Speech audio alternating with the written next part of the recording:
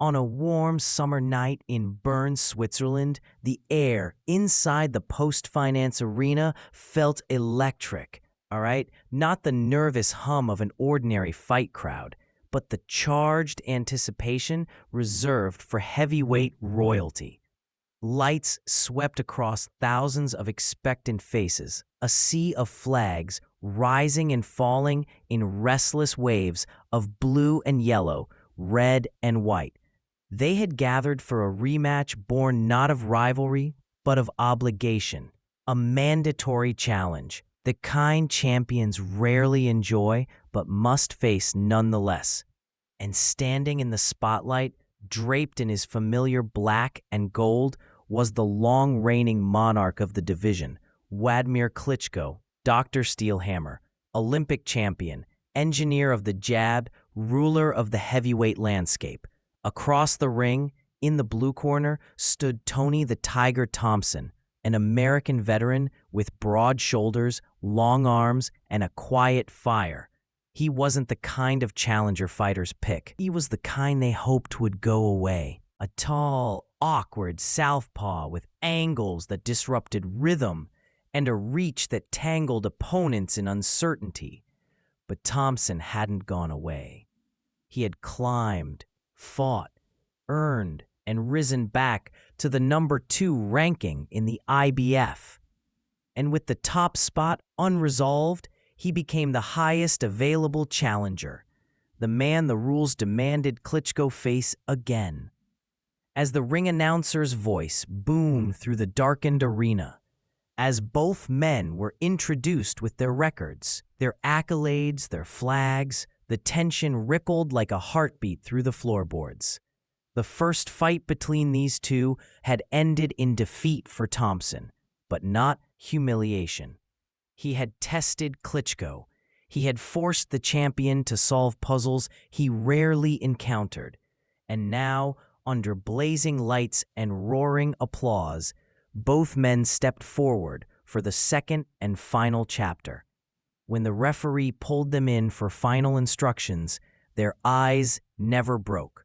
The bell waited. The world held its breath. The bell rang, sharp and cold, slicing through the roar of the crowd as round 1 began. Wladimir Klitschko emerged with the calm precision of a man performing a familiar ritual. His jab, the piston, the weapon that had built an empire, snapped outward with calculated intent.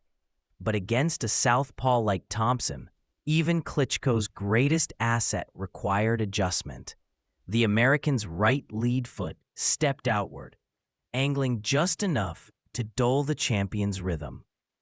They circled, wide and cautious, measuring distance, searching for patterns in the other's movement.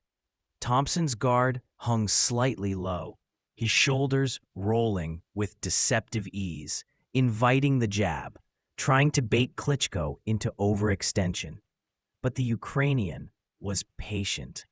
Instead of forcing his straight left through the high guard, he began probing lower, touching the chest, tapping the shoulder, setting small traps. Each thudding jab to the torso wasn't meant to damage. It was meant to locate, to calibrate. Thompson responded with moments of sharp defiance, flicking his right hook across Klitschko's field of vision, trying to disturb the rhythm, sneaking counters between the champion's long steps. The second round opened with more urgency. In Klitschko's corner, Emmanuel Stewart, calm, legendary, sharp as ever, urged his fighter to bring the jab, to control the tempo, to break the challenger down systematically. And Wladimir responded. His movement tightened, his balance sharpened. He stepped in with more authority, the jab now cracking like a rifle shot. Thompson tried to press forward, to impose his size, but each advance was met with the long, stiff left that kept him outside the perimeter of danger. Midway through the round, Klitschko uncorked a right hand that sent Thompson's head snapping back. The crowd surged to its feet, sensing the first true moment of impact. Thompson steadied himself, refusing to fold, refusing to let the memory of their first fight creep into his legs. But the message was clear. Klitschko was not here to coast. He was here to dominate. As the fight entered the third and fourth rounds, the pattern hardened into something unmistakable. Klitschko was tightening the screws inch by inch. He stalked the center of the ring like a machine forged for efficiency, barely wasting a movement, barely flinching as Thompson tried to weave inside the perimeter of danger. Every time the American attempted to step forward, Klitschko's jab intercepted him, a steel barrier, an unbreachable wall. Thompson's corner shouted desperately for more activity. "Believe," Barry Hunter demanded, pounding instructions from the edge of the ring. And there were moments, brief flashes, when Thompson surged forward with real purpose, slipping inside, forcing Klitschko to back up, launching looping left hands that brushed against the champion's guard. In those seconds, you could see what Thompson had hoped for: an inside fight, a messy fight. One fought in close quarters where Klitschko's discipline might be disrupted. But the Ukrainian refused to let the fight drift into chaos. Stepping back, framing the challenger with his lead hand, he reclaimed distance each time, returning fire with body jabs and thudding rights to the shoulder and temple. By the fifth round, the tone had shifted completely. Thompson was no longer simply being outboxed. He was being worn down.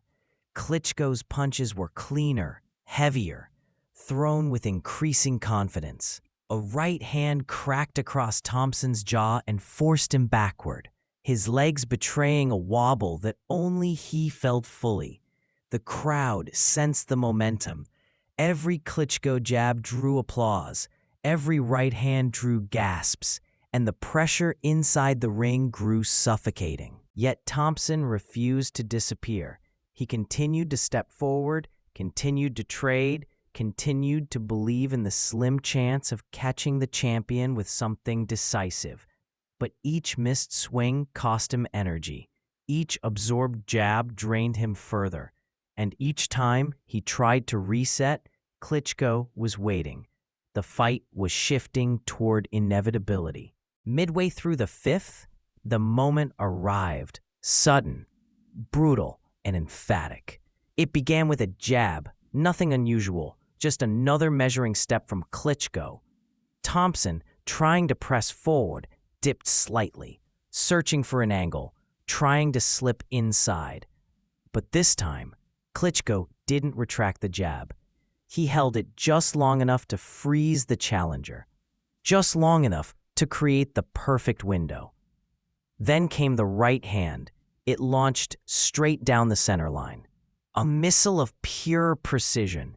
It slammed into Thompson's jaw with a crack that echoed through the arena. His body twisted awkwardly as his legs buckled beneath him. For a moment, he hovered there, in the space between balance and collapse.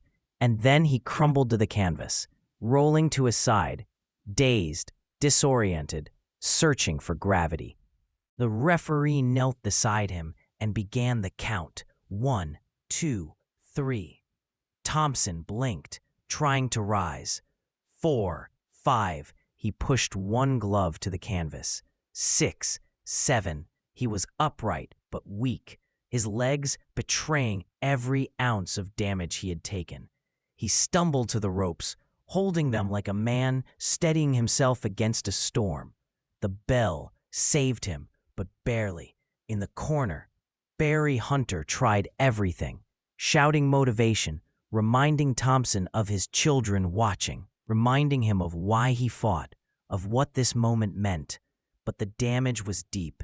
His eyes wandered, his legs trembled, his breath came in ragged bursts. The sixth round began with Klitschko stalking him like a predator that had already tasted blood. The jab landed again and again, snapping Thompson's head back. Another right crashed down, then another. Thompson tried to fight back, but his punches had lost their weight, their speed, their meaning. He retreated to the ropes, absorbing shot after shot, his body folding under the punishment. And then it happened again.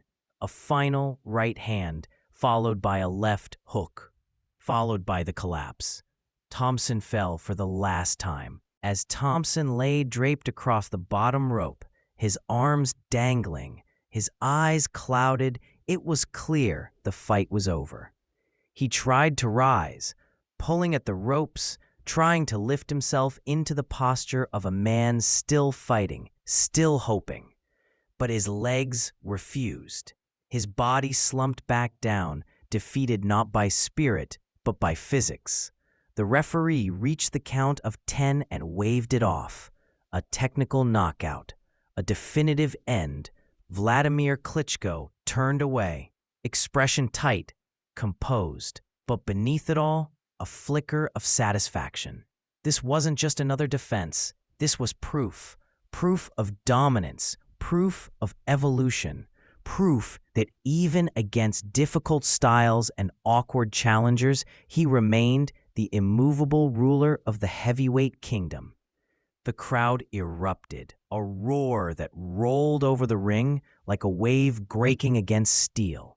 They had witnessed not just a knockout, but a performance of precision, discipline, and controlled aggression. Thompson sat on his stool afterward, breathing heavily, the disappointment etched into every line of his face. He had come for redemption. He had come for the miracle he once called the Tiger's Roar.